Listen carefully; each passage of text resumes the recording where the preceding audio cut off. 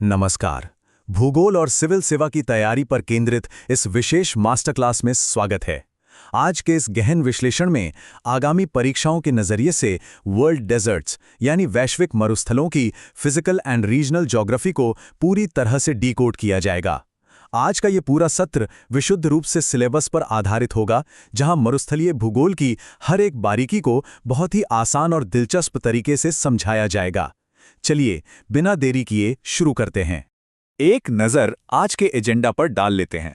शुरुआत विश्व के मरुस्थलों से होगी, फिर थार मरुस्थल, मरुस्थलीकरण का संकट और मरुस्थलीय स्थलाकृतियों की चर्चा होगी। आखिर में परीक्षा के लिए कुछ बेहद महत्वपूर्ण तथ्य और संभावित प्रश्नों को भी देखा जाएगा। सेक्शन 1, विश्व के मरुस्थल या वर्ल्ड डेजर्ट्स। किसी भी विषय की मजबूत नींव बनाने के लिए सबसे पहले उसके बेसिक्स और वैश्विक वितरण को समझना जरूरी है। अब बंजर और सूखी भूमियों की बात करने से पहले मरुद्यान यानी ओएसिस को समझना दिलचस्प है। असल में ये एक कमाल की ज्योग्राफिकल एनोमली होती है। चारों तरफ मीलों तक फैली रेत के बीच अचानक से भूमिगत जल सतह को तोड़कर ऊपर आ जाता है। ये रेगिस्तान के बीचों बीच एक हरे भरे द्वीप जैसा होता है, जो वहां जीवन का सबसे बड़ा आधार बनता है। मरुस्थल या डेजर्ट शब्द सुनते ही अक्सर दिमाग में क्या आता है? चिलचिलाती धूप और गर्म रेत, है ना? लेकिन यहीं पर सबसे बड़ा कैच है। सहारा मरुस्थल बेशक 92 लाख स्क्वायर किलोमीटर के विशाल एरिया के साथ दुनिया का सबसे बड़ा गर्म मरुस्थल है, लेकिन अगर ओवरऑल क्षेत्रफल की बात करें तो दुनिया के सबसे बड़े मरुस्थल अंटार्कटिका और आर्कटिक के बर्फीले विस्तार हैं। ये कोल्ड डेजर्ट्स की श्रेणी में आते हैं। इसके अलावा अरब प्रायद्वीप का मरुस्थल अपने पेट्रोलियम भंडारों के लिए मशहूर है और मंगोलिया चीन में फैला गोबी मरुस्थल एशिया का सबसे बड़ा ठंडा मरुस्थल है। इसी वैश्विक मैप पर कुछ और एक्सट्रीम फैक्ट्स पर ध्यान देना बहुत जरूरी है। दक्षिण अमेरिका का आटाकामा मरुस्थल पूरी दुनिया का सबसे शुष्क यानी ड्राइएस्ट मरुस्थल है। यहाँ के कुछ हिस्सों में तो बारिश की एक बूंद तक नहीं गिरती। और पृथ्वी पर सबसे पुराना मरुस्थल कौन सा है? वो है नामीबिया का नामीब मरुस्थल, जो करीब 5.5 करोड़ साल पुराना है। साथ ही अर्जेंटीना का पैटागोनियाई मरुस्थल दक्षिण अमेरिका का सबसे बड़ा ठंडा मरुस्थल है और अपना थार मरुस्थल दुनिया का सबसे घनी आबादी वाला गर्म मरुस्थल है। सेक्शन 2, थार मरुस्थल। चलिए अब वैश्विक स्तर से भारतीय उपमहाद्वीप की ओर लौटते हैं और थार मरुस्थल की एक विस्तृत रीजनल प्रोफाइल तैयार करते हैं।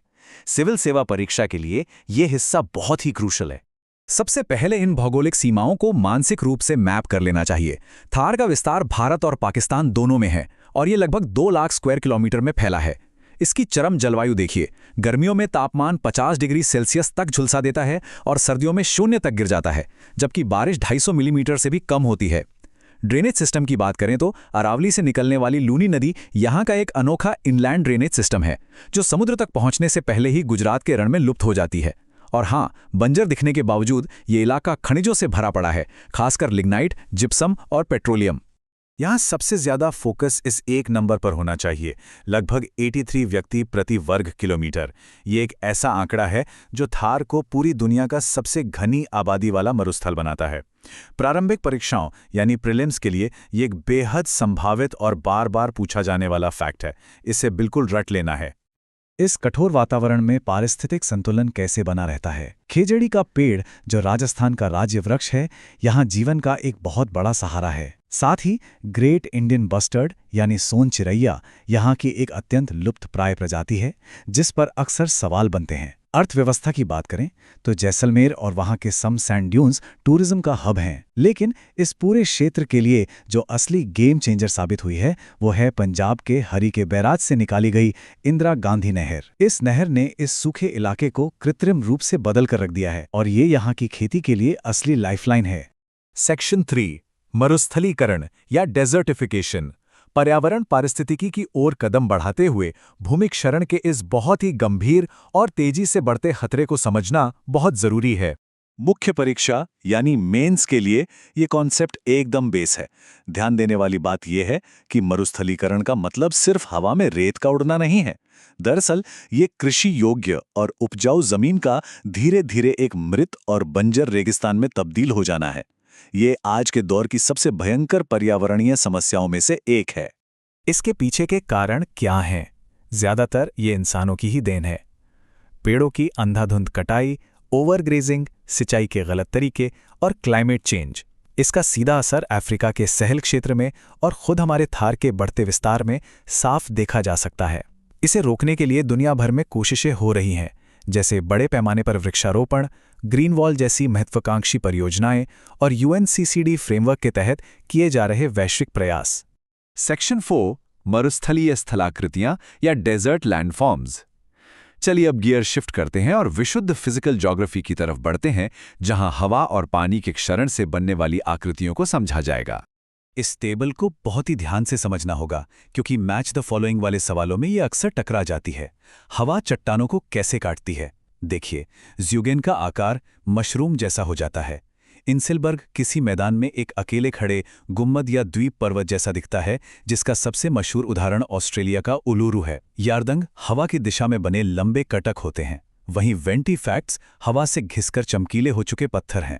मेसा और ब्यूट फ्लैट टॉप वाली पहाड़ियां हैं। और हाँ, मिस्र का कट्टारा डिप्रेशन सबसे बड़ा अपवाहन गर्त या डिफ्लेशन हॉलो है।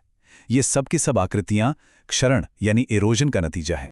आगे बढ़ने से पहले इस बेसिक अंतर को एकदम क्लियर कर लेना चाहिए।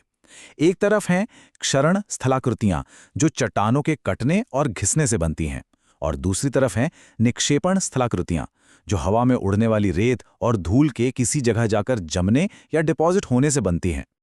अब जरा निक्षेपण या डेपोजिशनल आकृतियों पर फोकस करते हैं। हवा जब रेत को जमा करती है तो अलग अलग तरह के टीले बनते हैं, जैसे अर्धचंद्राकार बरखान, लंबी तलवार जैसे सेफ और तारे के आकार के स्टार ड्यून। यहां लोएस पर विशेष ध्यान दिया जाना चाहिए। ये हवा द्वारा उड़ाई भई बेहद महीन धूल की परत होती है, और इसी महीन धूल के जमाव ने उत्तरी चीन के भूगोल को पूरी तरह से आकार दिया है। इन दो आकृतियों के बीच अक्सर कंफ्यूजन होता है, इसलिए इसे यहीं सुलझा लेते हैं। बरखान चांद के आकार के या अर्धचंद्राकार टीले होते हैं और थार में बहुत ही आम है। दूसरी तरफ सेफ है, जिसका अरबी भाषा में मतलब ही तलवार होता है। ये हवा की दिशा के समानांतर बनने वाले लंबे और रेखीय यानी लीनियर टीले होते हैं। दोनों के आकार का यह फर्क दिमाग में बिल्कुल क्लियर होना चाहिए। सेक्शन 5 परीक्षा के महत्वपूर्ण तथ्य। चलिए अब तक की गई चर्चा के आधार पर कुछ बेहद जरूरी शब्दावली का एक रैपिड फायर रिवीजन कर लेते हैं, जो सीधे परीक्षा में पूछे जाते हैं। अरबी भाषा के इन 3 शब्दों को तो एकदम रट लेना चाहिए। अर्ग यानी रेतीला मरुस्थल, रेग मतलब कंकड़ पत्थर वाला मरुस्थल, और हम्मादा यानी कठोर चट्टानी मरुस्थल। इसके अलावा चीन की ह्वांगहो नदी को पीली नदी क्यों कहते हैं? क्योंकि उसमें वही महीन लोएस मिट्टी घुली होती है। और आखिर में पवन की 3 मुख्य क्रियाएं, अपवाहन डिफ्लेशन जिसमें हवा रेत को उड़ा ले जाती है, घर्षण अब्रेजन जहां उड़ते हुए कण चट्टानों को रेगमाल की तरह घिसते हैं, और सन्निघर्षण एट्रीशन जहां ये कण आपस में ही टकराकर और भी महीन हो जाते हैं। सेक्शन 6 संभावित प्रश्न या प्रैक्टिस क्वेश्चंस। इस मास्टर क्लास के अंत में यह चेक करना जरूरी है कि यह सारा ज्ञान परीक्षा के फॉर्मेट में कैसे काम आएगा। आइए कुछ मुख्य परीक्षा स्तर के प्रश्नों को डिकोड करते हैं। इस तरह के मेंस के सवाल के लिए उत्तर की संरचना बिल्कुल सधी हुई होनी चाहिए। आंसर को सीधे तौर पर क्षरण और निक्षेपण 2 भागों में बांटना है, और यारदांग, ज़्यूगेन, बारखान जैसे शब्दों का इस्तेमाल करते हुए उनके आकार का सटीक वर्णन करना है। इस प्रश्न को हल करते समय भूगोल को पर्यावरण के साथ जोड़ना होगा। मरुस्थलीकरण की सटीक परिभाषा से शुरुआत करते हुए मानवजनित कारणों को समझाना है, और फिर UNCCD और ग्रीन वॉल जैसी अंतर्राष्ट्रीय पहलों का जिक्र करके उत्तर को एक वैश्विक परिप्रेक्ष्य देना है। ये आज के सत्र का अंतिम वैचारिक प्रश्न है। अगर इस फर्क को कागज पर बिल्कुल सटीक भौतिक अंतरों के साथ उतारा जा सके, तो समझिए कि मरुस्थलीय भूगोल पर पकड़ बहुत मजबूत हो चुकी है। भूगोल सिर्फ रटने का विषय नहीं है, बल्कि यह प्रकृति के इन शानदार तंत्रों को समझने का विज्ञान है। इस विश्लेषण को समाप्त करने से पहले एक सवाल सोचने के लिए छोड़े जा रहे हैं। जिस तेजी से मरुस्थलीकरण बढ़ रहा है, क्या यह संभव है कि भविष्य में पृथ्वी का एक बहुत बड़ा हिस्सा एक विशाल हम्मादा यानी एक निर्जीव कठोर चट्टानी मरुस्थल में तब्दील हो जाए? इस पर जरूर विचार कीजिएगा। आने वाली परीक्षाओं के लिए बहुत बहुत शुभकामनाएं।